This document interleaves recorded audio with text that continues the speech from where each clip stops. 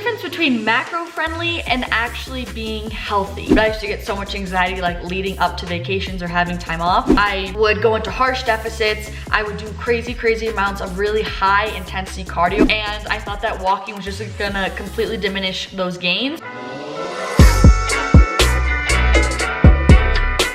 Hi you guys, welcome back to my channel, it's Liv. Today I have a really fun video for you guys that I'm excited to share with you. It's basically just shifts that I've made in my view on health over the past few years since I first started my fitness journey until now. So I guess it's kind of like what I wish it with me in my fitness journey, but basically just more like holistic points that have to do with health and just like my overall shift on my mindset and view on what I deem as healthy nowadays. Because it's pretty different from my view on what I thought was healthy when I first started out. So I have about 5 or 6 things that I'm gonna share with you guys and I'm just getting right into it. But first, how freaking cute is this shirt? It says Rainbow Falls and there's mountains on it and it says keep it colorful. Anyways, okay, honestly my #1 biggest mindset shift that I have made is that there's a difference between macro-friendly and actually being healthy. Basically meaning just because something has a good protein to fat and carb ratio does not necessarily mean that it's healthy, that it's good for you, that it's natural, that it's clean. As I've gotten more into my fitness journey, I know that my own new definition of if a food is healthy is if it's as closest to its whole form as it can be, the least processed that it could be. However, that doesn't mean that I don't believe that there's a time and place for macro-friendly food items. I still eat protein bars, shakes, and things like that that are macro-friendly. But to me, like those are something that are beneficial more so for my physique and like aesthetic fitness goals, but not necessarily when I eat it, I'm like, damn, this is really healthy for me. Does that make sense? So kind of going with that, like I used to think protein bars were so healthy. I thought that you could eat protein bars like all on end and be completely fine and that they were great for you. And again, yes, they're macro-friendly. They won't really hinder your physique too much. However, that's a lot of processed foods. A lot of them are filled with just fillers and chemicals and things like that. And it's not a very natural, clean source of protein. The second thing is that artificial sweeteners are not necessarily better than the real deal. Same thing, I used to thought you could have artificial sweeteners on end. I thought it was better to have sucralose and all of those things like that because it wasn't real sugar. It's good for your macros, it's good for your physique, all that sort of stuff, which again, there's a time and place. I consume artificial sweeteners still to this day, but I definitely am way more conscious, way have cut down on that. I used to drink like Crystal Light and things like that on the regular, and now I know that it's better just to have the natural option than try to cover it up with a fake chemical version of the product. It kind of refers back to my first point, like just because yes, it's macro-friendly doesn't necessarily mean that it's healthy for you. Also, I've learned that artificial sweeteners has a tendency to kind of mess up some people's microbiome and the bacteria in their gut. So that's another reason why I try not to consume artificial sweeteners on the regular like 14 times a day. I really only have them with my protein bar for the day and potentially like my BCAAs that I'll have during the day for like a sweet drink, but I try to have like my protein powder to not have artificial sweeteners. I try not to drink just like a bunch of random drinks on end that have artificial sweeteners in them. I definitely am just more mindful and intentional of when I'm consuming artificial sweeteners. Third shift that I've made is that walking is actually fantastic for your health and fantastic for your form of exercise. If you've seen any of my previous videos where I reference walking or advise you guys to like implement more walking in your daily life, that was something that I used to scoff at. I never would have been caught dead walking, whether it being walking on an inclined treadmill, going for a walk outside, like nada.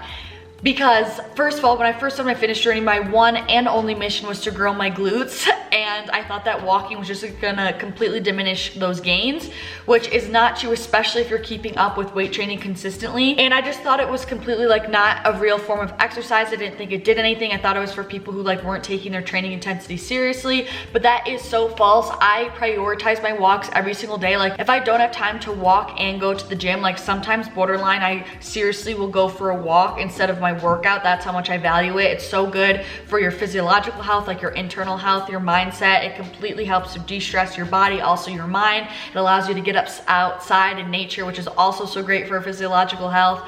And walking is just so underrated and so overlooked. So that's something that I used to completely scoff at, and now it's like a really big foundational part of my like healthcare, honestly, in the way I take care of myself now. The fourth shift that I made is that I used to think that 1 week to 10 days, 5 to 10 days, if I was going on vacation or just was off track or was doing something else, if I wasn't on my grind, on track for that vacation time, that I was going to lose a majority of my progress. I'd be completely set back in the whole 9 yards, which is so not true. I used to think that like going away on vacation and getting out of routine was super like unhealthy, was gonna really throw you off, and I just didn't really think there was any benefits to it. Now I completely am aware that 1 week off from your training, from eating on your exact diet is not going to wreck your progress, especially as much as you think.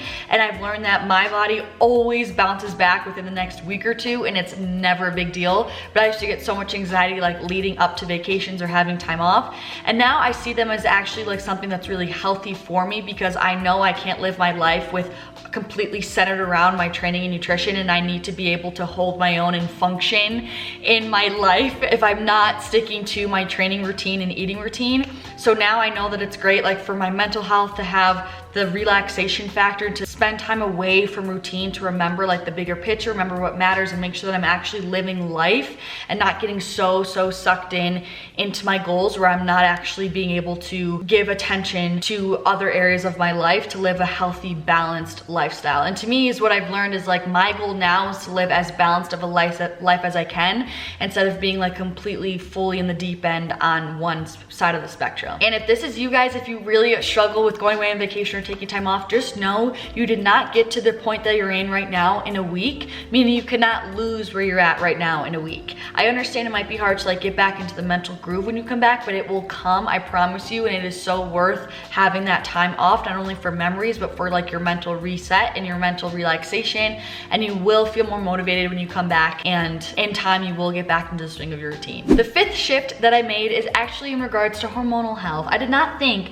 that hormonal health had any single solitary role in your overall health at all. I didn't even know what hormones were, let alone know that they're impacted through your diet and exercise. I would not structure my training routine at all to be mindful of my hormones in any way, shape, or form. I would go into harsh deficits. I would do crazy amounts of really high intensity cardio. Like my training was just very intense because I was so dead set on achieving my goals that I just was like, I would kill myself working in the gym, because I just thought the harder I worked, the better I would achieve my goals, the quicker I would achieve my goals, which is true to an extent, but of course there's like a bell curve. There's a point of diminishing returns. Still too much is too much, and you can't rush the process. And at points, because of that, it impaired and infected my hormonal levels. Now I know that hormones are so important when it comes to your fitness journey. It's something to so be mindful of when you're structuring your program, when you're structuring your eating, whether you're in a surplus, deficit, eating at maintenance, where your healthy fat levels are, what your intake is. So I know now that like, basically in my version of health and view of health now, I start with how I should be training and acting, if you will, and organize my training protocol for the sake of my hormonal health first, and then going into how I can manipulate those same variables for the sake of my physique goals, aesthetic goals, and performance goals, if that makes sense as well. And the last huge shift that I've made in regards to my view on health is that your mental and emotional state 10,000% plays a role in your fitness results. I thought your physical health was its own thing, that it was not connected to your mind and spirit. I didn't think your mental and emotional state had anything to do with it, that it just was all physical. It's only what you're eating, it's only what you're doing in the gym, it's only how consistent you are with those two variables. That's all that I thought it was. I didn't know that it was any deeper than that, and now like being 5 years into my fitness journey and learning just more and more about the different facets of health and how the mind, body, and soul are connected, and just how everything really does feed and flows off of each other, I know how imperative it is to have your mental and emotional state keen, healthy, on par, in a positive space, prosperous space, and that will help your physical state as well. And vice versa, if your mental state is not there, if you're mentally and emotionally down in the dumps, if you're talking really negatively to yourself, if you have a really negative view on life, that stuff 100,000% manifests into the physical realm and into your body 10,000%. When I was at my lowest point, when I was really unhappy with my physique, I did not feel like myself, that was the point when I was 10-15 pounds heavier than I am now, and it also was the lowest mental state that I ever was in. Like that extra weight, that extra 10 pounds, that was heavy emotions, that was self-hate, that was negativity, that was just all this negative stuff that I was holding on to emotionally inside, that was truly manifesting in the physical space. And I'm telling you, once you open yourself up, once you start to see the good, once you speak kindly to yourself, once you see that the world is half full, I'm telling you, it makes it so much easier to not only to adhere to your training protocol because you love yourself and you want to take care of yourself, but it also just lets your body shed that extra weight that you've been carrying emotionally. Words are truly alive, 100%. I say that so often. So many people are so unintentional with the way they speak, with the way they speak to themselves, with the way they speak to others, with the way they speak about their goals and aspirations. What you say matters, and they hold power, they hold truth, they hold value. So be intentional with your word and speak what you want to come into fruition. So yeah, those are all the things that really stood out to me of like how my mindset really has shifted in the way that I viewed health overall in a holistic way. I just had thought one day like how much my mindset really has changed on my view of health, and I was like, you know what, I need to put this in a video and push this out to you guys. So I hope you guys enjoy it. I hope you guys took something away from it or gained a new perspective about something. If you did enjoy this video, then don't forget to give it a thumbs up. It really helps out my videos. And if you want to see more videos from me, definitely subscribe. I'd love to have you along. I'm sending you so much love, and hopefully I'll see you in the next one. Peace out.